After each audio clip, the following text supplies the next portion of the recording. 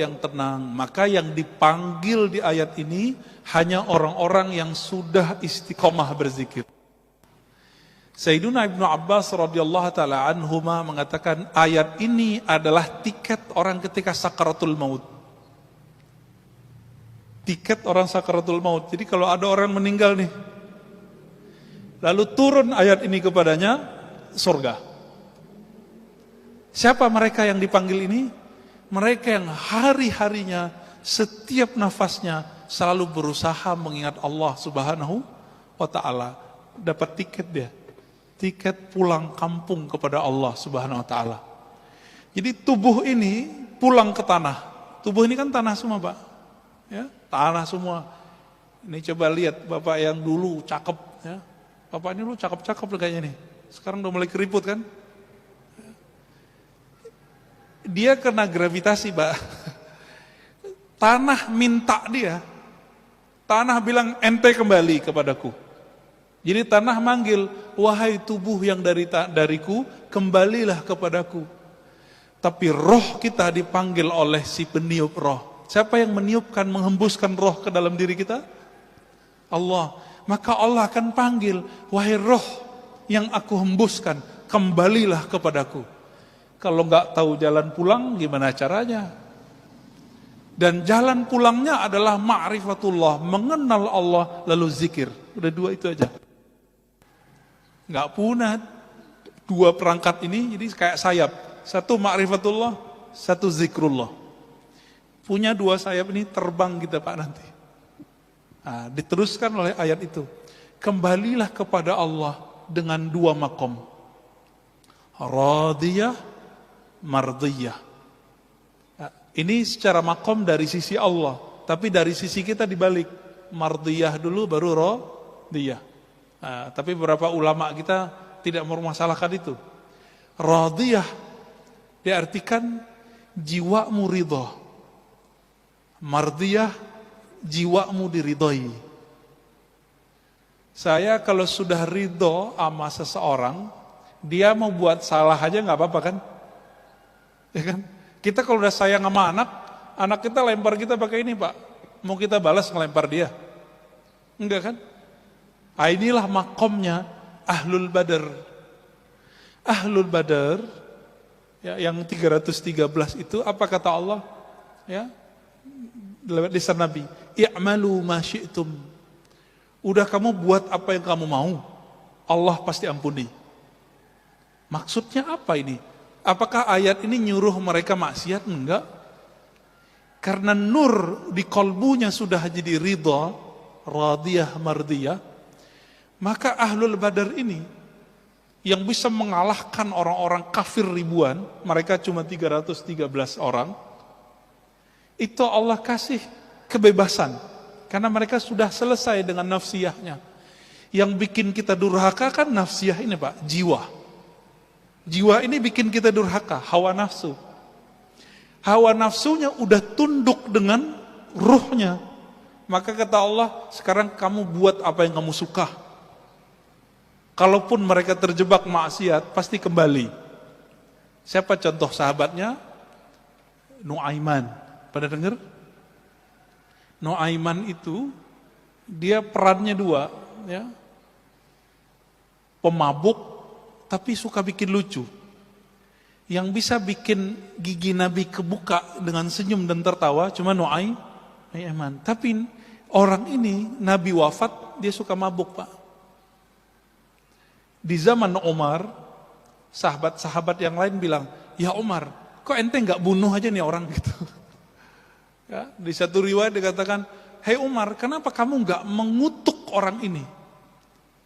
Apa jawab Umar? La, fa innallaha yuhibbuhu. Ya. Ya, di riwayat lain, fa innahu yuhibbullaha wa rasulah. Fa innahu yuhibbullaha wa rasulah. Ya. Dia ini cinta Allah dan Rasulnya, ya? Atau Allah dan Rasul cinta dia, gitu. Nah, inilah doanya Abul Hasan Syadzili, guru dari gurunya Imam Nu'ta'ilah pengarang Hikam. Di sini ada kajian kitab Al-Hikam, Pak? Belum ya? Pengarang kitab Al-Hikam punya guru namanya Al-Mursi. Al-Mursi punya guru namanya Abul Hasan Syadzili. Apa kata beliau? Ya Allah, jika aku salah, jadikan salahku salah orang yang engkau cintai. Aku sudah engkau cintai, lalu aku terjebak salah. Kira-kira gimana? Dimaafin gak? Dimaafin. Nah, itu maksudnya. Ya. Ini maqam radiyah mardiyah. Radiyah mardiyah. Dia ridha kepada Allah. Lalu bagaimana caranya supaya kita jadi ridha? Caranya tadi yang kita sebutkan, Pak. Kenallah Allah, lalu zikrullah. Allah bagaimana yang kita harus kenal? Untuk ridha kepada Allah, maka harus kenal dengan dua sifat Allah. Kudrah, iradah. Masih ingat? Ya. Kudrah, apa arti kudrah? Kekuasaan. Iradah, kehendak. Nah, coba lihat, Pak. Allah itu berkuasa melakukan apa saja dan berkeinginan sesukanya. Bahkan Allah itu beriradah, berkehendak buat orang mukmin, buat orang kafir. Jadi kafir mukmin itu kehendak Allah, tapi Allah belum tentu ridho kepada orang yang kafir. Saya mau tanya nih, adakah di dunia sesuatu terjadi tanpa izin Allah? Ya ada. Berarti orang maksiat izin Allah enggak? Izin Allah enggak? Serius? Yakin enggak, Pak? Namrud itu izin Allah atau bukan? Fir'aun? Enggak ya? Kalau bukan izin Allah, izin siapa dong? Ya? Emang ada Allah selain Allah? Ada Tuhan selain Allah? Enggak kan? Karena tiada Tuhan yang mencipta, yang berkehendak kecuali kehendak Allah. Maka ahlu sunnah wal jamaah mengatakan tidak semua yang Allah kehendaki itu diridhoinya.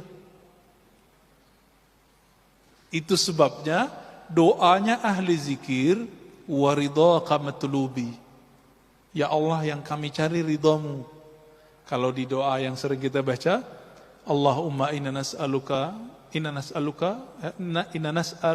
ridhaka wal jannah. Kami meminta ridhamu dan surga. Enak juga ya, minta ridha sama surga.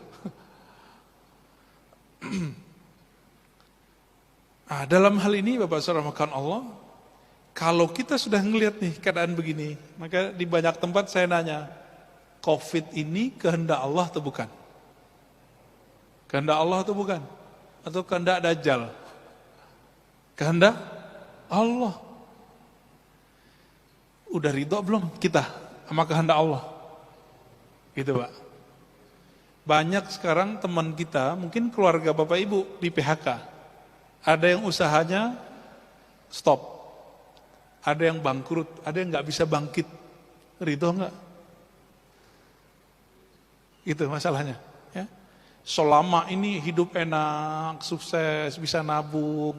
Masa cuma dengan setahun ini terus kemudian mengatakan Allah tidak adil? Ya, berarti pikiran dia nggak adil. Ya. Ini contoh nih Pak, ada orang buat baik sama kita atau kita buat baik. Saya buat baik ke Bapak deh, 20 tahun. Tahun ke-21 saya nggak bisa buat baik. Kemampuan saya berkurang. Bapak mau bilang apa? Bilang terima kasih atau bilang kamu benar-benar jahat, kamu pelit, gitu nggak? Yang mana Pak? Terima kasih sudah bantu selama ini. Gitu kan seharusnya.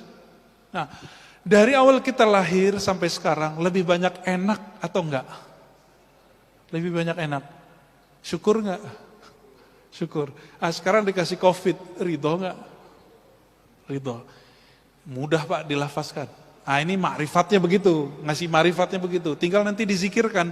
Apa zikir supaya dapat ridho, menjadi hamba yang ridho? Ternyata zikir-zikir yang kita sudah hafal dari kecil itu makomnya tinggi kalau dimaknai. Tapi kalau nggak dimaknai ya sama kayak burung beo. Burung beo baca la ilaha illallah dapat pahala nggak? Handphone kita baca Quran 1 juz masuk surga nggak Pak? Enggak ya? Diputar tuh di YouTube la ilaha illallah 70.000 kali. Muter Pak dia 70.000 kali. Apakah dengan begitu YouTube masuk surga? Kan enggak. Terus apa yang membedakan bacaan kita dengan handphone, dengan burung beo? Hanya satu. Burung beo membaca meniru. Sedangkan manusia, apakah dia baca meniru atau baca dengan ma'rifat? Dengan memahami dengan baik. Apa yang sering dibaca? Raditu billahi rabba wa bil islami dina wa bi Muhammadin nabiyya. Sudah hafalkan itu? Itu ada di Sahih Bukhari Pak, sama Sunan Abu Daud. Aku ridha Allah sebagai Rabbku. Amalan dari kecil, ternyata itu supaya kita sampai ke makom yang tinggi, dibaca ini pagi 3 kali, dibaca sore 3 kali, dimaknai. Ya Allah, apapun kehendak-Mu hari ini, aku ridha. Coba dimaknai Pak. Raditu billahi rabba. Coba baca sama-sama. Saya langsung ijazahkan ini. Ya. Raditu billahi rabba. Ya Allah, apapun kehendak-Mu hari ini, aku ridha. Udah itu ditanamkan. Islam dinku, agamaku, Nabi Muhammad nabiku. Ini boleh disebut syahadat jiwa. Jadi jiwa kita syahadatnya itu Pak. Kalau asyhadu alla ilaha illallah itu syahadat lisan. Allah, Allah itu syahadat kolbu. Makanya ahli kolbu itu zikirnya apa? Allah. Di kolbunya. Bukan pakai lisan itu. Jadi kalau Bapak ngelihat ada orang zikir Allah, Allah dengan kolbu, itu syahadatnya kolbu. Kenapa? Ala bidzikrillah tatmainnul qulub. Hanya dengan zikrillah. Coba terjemahkan secara harfiah. Zikri menyebut Allah, Allah. Menyebut nama Allah. Perintahnya jelas. Surat At-Taghabun, surat Al-Muzammil, ya. Wazkurisma rabbik. Sebutlah nama Rabbmu. Siapa nama Rabb kita? Siapa Pak nama Tuhan kita? Allah. Nah, udah diamalin belum zikir ini? Ini zikir diturunkan perintahnya surat kedua setelah Iqra. Ini kan ulama ahli tafsir berbeda pendapat. Surat kedua itu Al-Muddathir atau Al-Muzammil. Menurut saya, berdasarkan penelitian kita, lebih kuat Al-Muzammil. Ya, walaupun nanti ada riwayat lain yang menyebutkan Al-Muddathir. Di ayat ke-8, Allah berfirman di Al-Muzammil, ya, wazkurisma rabbik. Sebutlah nama Rabbmu. Siapa nama Rabbmu tadi? Allah. Nah, maka ini ada talqinnya Pak. Memindahkan nama Allah dari lisan masuk ke kolbu. Itu tekniknya disebut dengan teknik talqin. Apa arti talqin? Bimbingan zikir dari lisan masuk ke dalam kolbu. Kenapa ini penting? Suatu kali Nabi bersabda, Innallaha harrama 'alan nar. Ya. Sesungguhnya neraka Allah haramkan terhadap orang-orang yang membaca la ilaha illallah min qalbihi aw nafsihi, dari dalam kolbunya atau jiwanya. Gitu. Maka kalau kita nggak dapat zikir kolbu ini, saya khawatir Bapak meninggal. Ya begitu-gitu aja ntar. Ya. Islam imannya bagus. Ya orang soleh lah. Tapi nanti nggak puas Pak. Di alam barzakh itu nggak puas.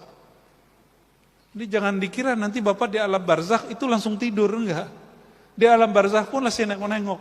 Gimana ya supaya saya makomnya tambah tinggi? Ini dalilnya ada.